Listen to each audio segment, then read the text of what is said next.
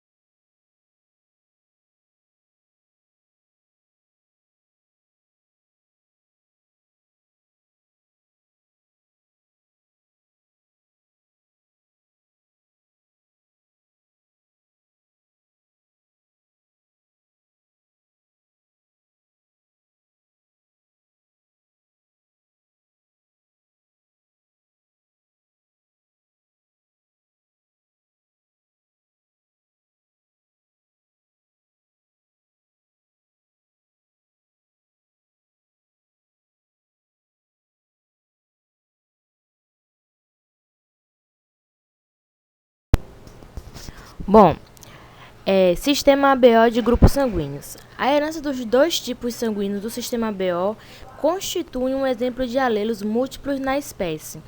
Bom, quer dizer que vou ter dois genótipos, né, que vão fazer uma codominância e vai ter uma expressão apenas de um fenótipo. Tá? Vocês irão entender mais adiante como é que funciona isso.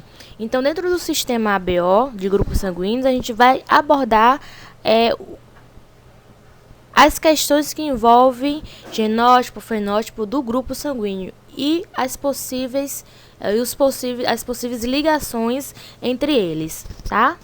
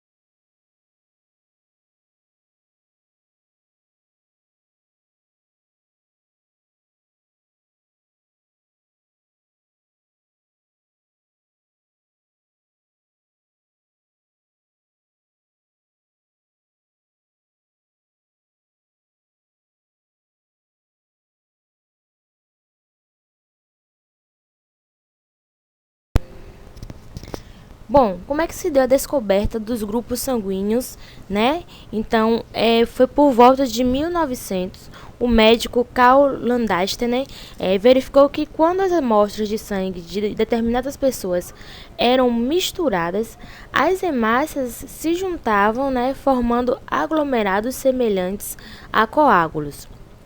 Bom, Landsteiner concluiu que determinadas pessoas têm sangues incompatíveis, tá? E de fato, as pesquisas posteriores revelaram a existência de diversos tipos sanguíneos nos diferentes indivíduos da população, tá? Quando em uma transfusão uma pessoa ela recebe tipo sanguíneo incompatível com o seu, as hemácias elas são transferidas, tá? Elas vão se aglutinando assim que penetram na circulação, formando aglomerados compactos que podem obstruir, né, os capilares, prejudicando a circulação ali sanguínea.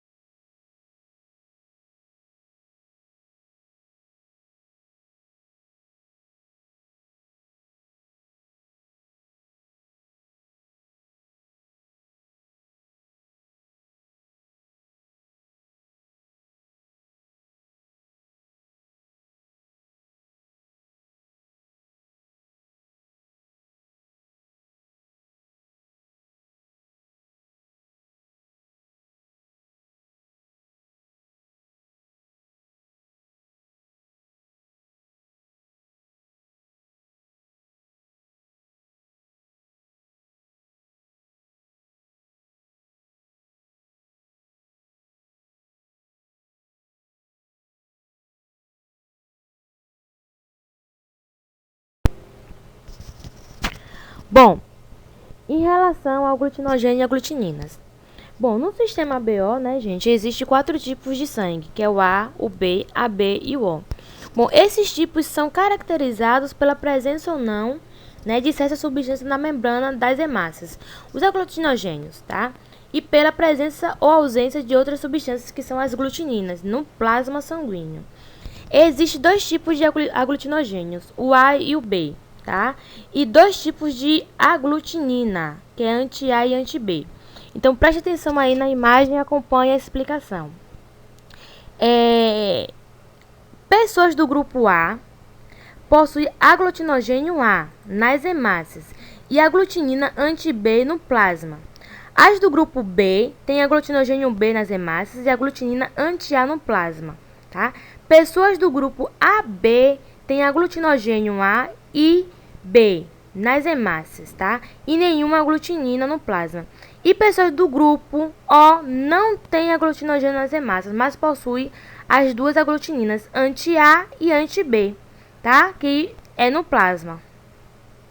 Bom, então a determinação dos grupos sanguíneos, utilizando o soro anti-A e anti-B, na amostra 1 aí, o sangue é tipo A. Na amostra 2, o sangue é tipo B. Na amostra 3, o sangue é A e B. E na amostra 4, o sangue é tipo O, tá?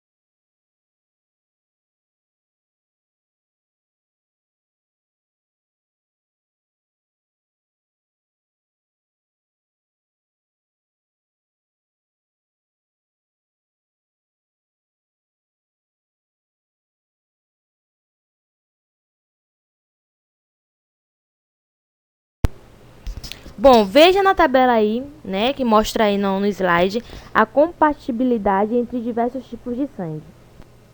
Então, eu tenho aí A é o sistema ABO, né? As substâncias, a porcentagem e quem pode receber de quem.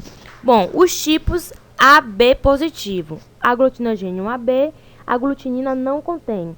Qual é a frequência desse tipo sanguíneo? De 3%. Bom, o AB positivo, quem é que pode receber? A positivo, B positivo, AB positivo, O positivo, A negativo, B negativo, AB negativo e O negativo. A positivo, aglutinogênio A, aglutinina anti-B, frequência de 34%.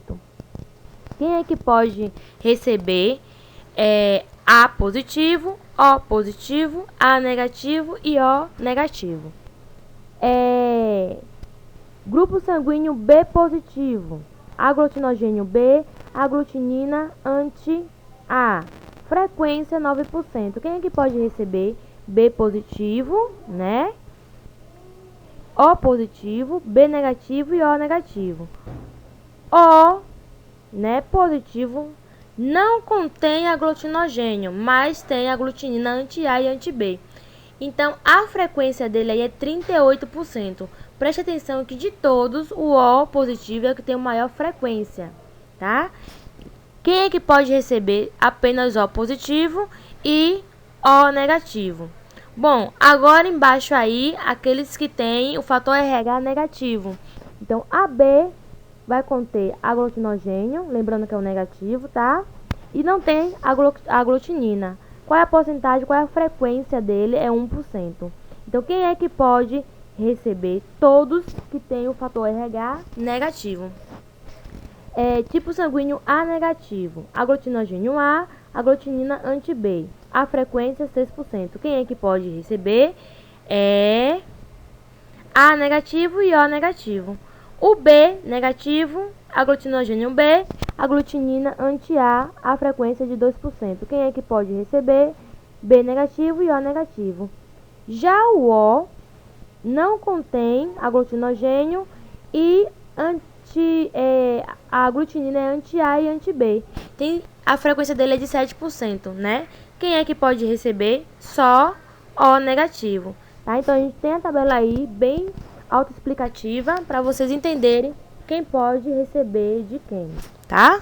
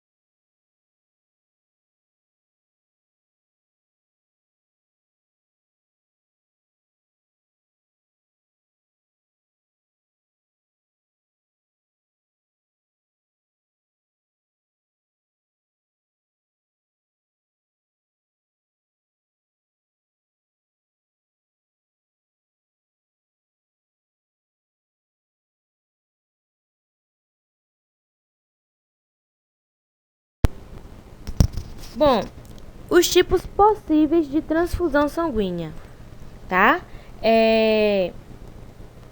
As aglutinações que caracterizam as incompatibilidades sanguíneas do sistema acontecem quando uma pessoa possuidora de determinada aglutinina, ela recebe sangue com aglutinogênio correspondente, tá?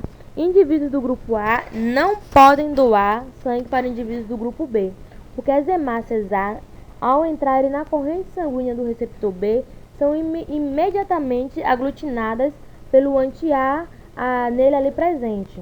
Bom, a recíproca ela vai ser verdadeira. Indivíduos do grupo B também não podem doar sangue para indivíduos do grupo A. Tampouco o AB, né, pode doar sangue para os indivíduos do grupo O, uma vez que estes têm aglutininas anti-A e anti-B, que aglutinam nas hemácias, né, portadoras do aglutinogênio A e B ou de ambos. Bom, então, como mostra aí na imagem, né, o aspecto realmente importante da transfusão é o tipo de aglutinogênio das hemácias, né, do doador, e o tipo de aglutinina do plasma do receptor, tá? Então, preste atenção o que acontece na imagem. Indivíduo do tipo O pode doar sangue para qualquer pessoa porque não possui aglutinogênios A e B em suas hemácias. Indivíduos AB, por outro lado, pode receber qualquer tipo de sangue porque não possui aglutininas no plasma. Por isso, indivíduos do grupo O são chamados de doadores universais, enquanto os tipos A e B são receptores universais. Então, o O ele doa para todo mundo e o AB ele recebe de todos, tá?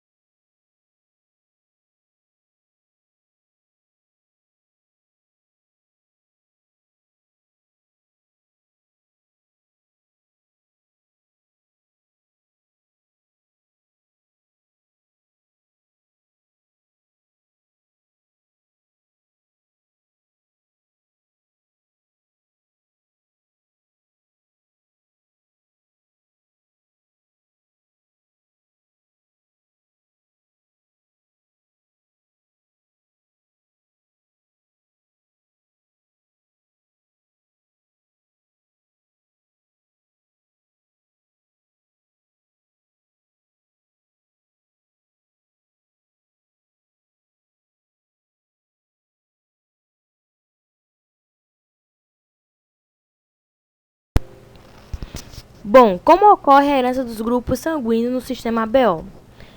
A produção dos aglutinogênios A e B são determinadas pela respectiva pelos genes Isão elevado ao A e Izinho elevado ao B.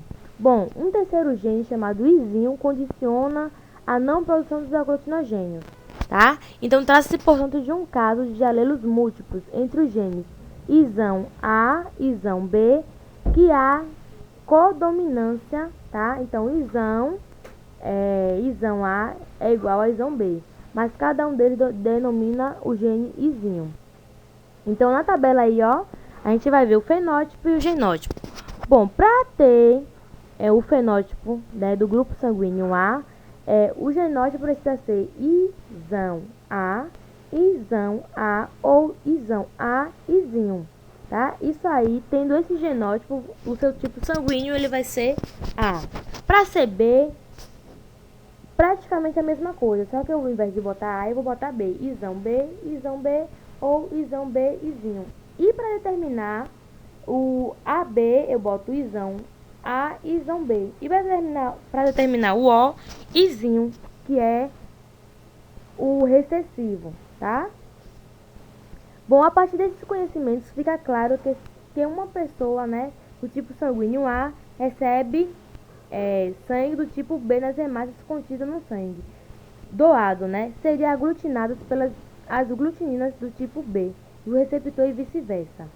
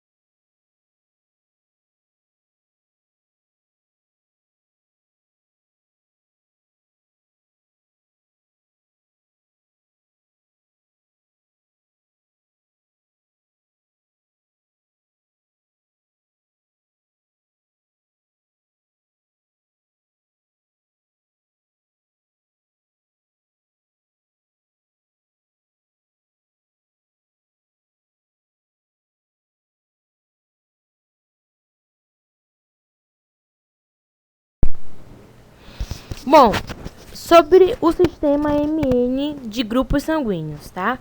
Dois outros antígenos foram encontrados na superfície das hemácias humanas, sendo denominados M e N. Bom, analisando o sangue de diversas pessoas, verificou-se que em algumas existia apenas o antígeno M, em outras somente o N, e várias pessoas possuíam os dois antígenos. Foi possível concluir então a existência de três grupos, né, nesse sistema: M, N e MN. Bom, os genes que condicionam a produção desses antígenos são apenas dois: L, tá? LM, LN. Bom, a letra L, tá, é a inicial do descobridor, que é Landsteiner. Bom, trata-se de um caso de herança mendeliana simples. O genótipo L condiciona a produção do antígeno M e o antígeno N. Entre LM e LN há uma codominância, né? De modo que pessoas com o genótipo L e N produzem dois tipos de antígenos. Então aí embaixo eu vou ter o fenótipo e o genótipo. O fenótipo M, né? Que é LM-LN. O fenótipo N, que é LN-LN. E o fenótipo MN, que é LM-LN.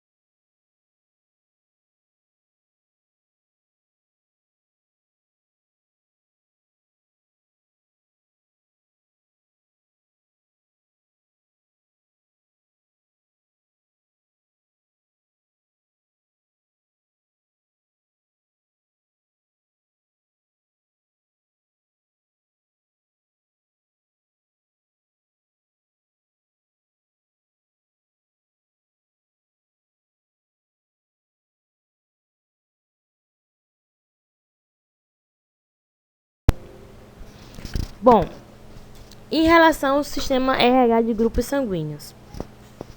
Um terceiro sistema de grupos sanguíneos, né, ele foi descoberto a partir dos experimentos desenvolvidos por Landesneiter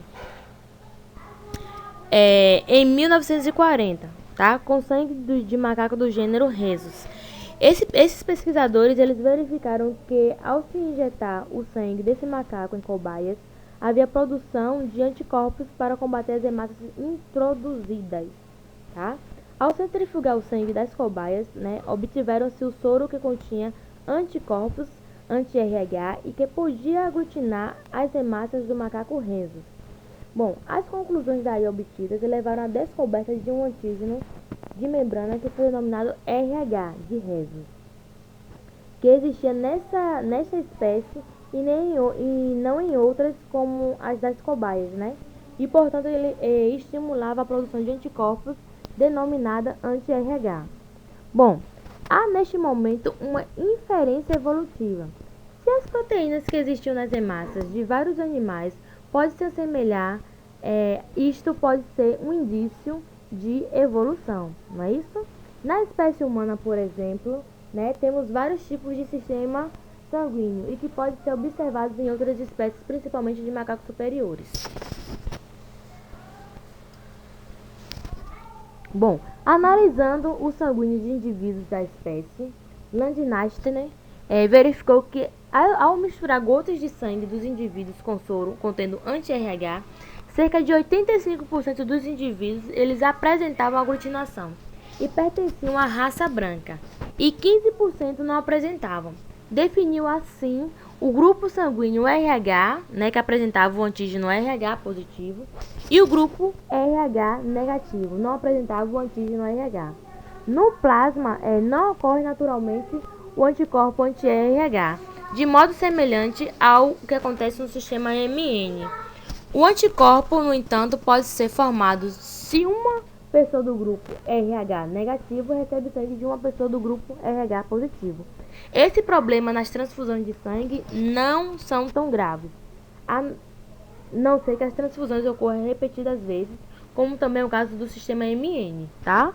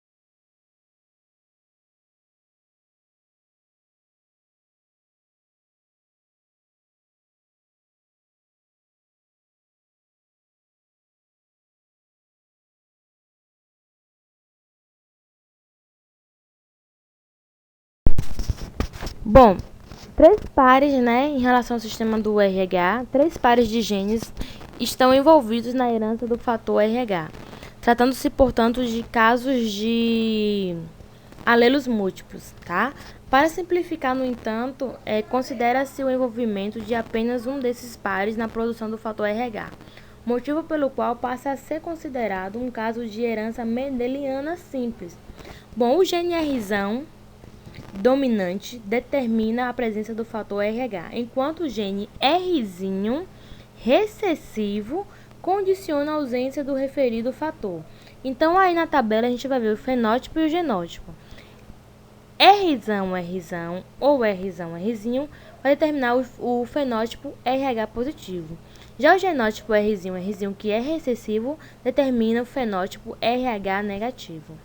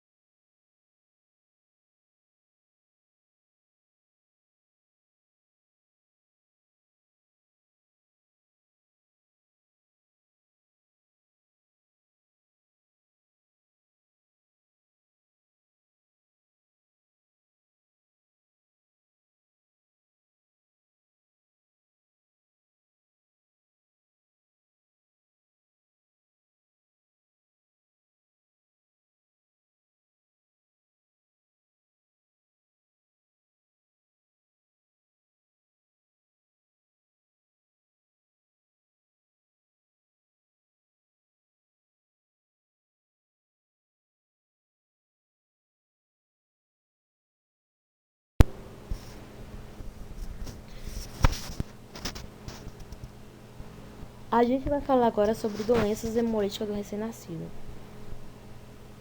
Bom, uma doença provocada pelo fator RH é a doença hemolítica do recém-nascido, né? Ela é caracterizada pela destruição das hemácias do feto ou do recém-nascido. As consequências dessa doença são graves, né? Pode levar à morte da criança. Durante a gestação, ocorre uma passagem através da placenta apenas de plasma da mãe para o filho e vice-versa, devido à chamada barreira hematoplacentária. Pode ocorrer, entretanto, acidentes vasculares na placenta, o que permite a passagem de hemácias do feto para a circulação materna. Bom, nos casos em que o feto possui sangue fator RH positivo, os anticorpos existentes, né, em suas hemácias estimularão o sistema imune materno a produzir anticorpos antígeno anti-RH, tá? Que ficarão no plasma materno e podem, por serem de classe IgG, passam pelo BHP, tá? Que provoca a lyse nas hemácias fetais, ou seja, a destruição, o rompimento das hemácias, tá, fetais. A produção dos anticorpos obedece a uma cascata de eventos e por isso a produção de anticorpos é lenta, né? E a quantidade vai ser pequena no primeiro momento. Bom, a partir da segunda gestação ou após a sensibilização por transfusão sanguínea, se o filho é RH positivo novamente, o organismo materno já conterá anticorpos para aquele antígeno e o feto poderá desenvolver a DHPN ou a doença hemolítica do recém-nascido, tá? O diagnóstico ele pode ser feito pela triagem sanguínea da mãe e do pai precocemente, né? E durante a gestação, o teste de Combs, que utiliza anticorpo, né? O anti-anticorpo humano, que pode detectar se está havendo a produção de anticorpos pela mãe e providências, né, podem ser tomadas precocemente, tá? Para evitar a doença. Bom, uma transfusão, ela recebendo sangue RH negativo, pode ser feita até mesmo intrauterino, tá? Intraútero.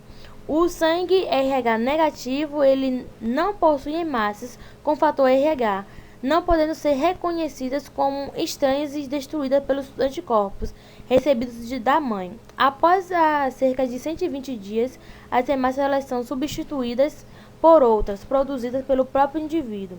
O sangue novamente ele será do tipo RH positivo, mas o feto já não conterá, não ocorrerá mais o perigo.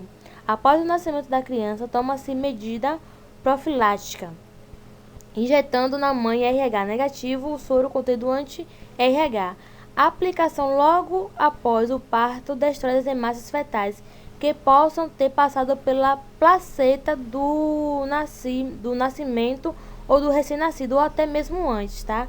Bom, evita-se assim a produção de anticorpos, zerando a placa de contagem. Cada vez que um concepto nascer e for RH positivo, deve-se fazer nova aplicação, pois novos anticorpos serão formados. Bom, os sintomas no recém-nascido que podem ser observados são anemia, devido à destruição das hemácias pelos anticorpos,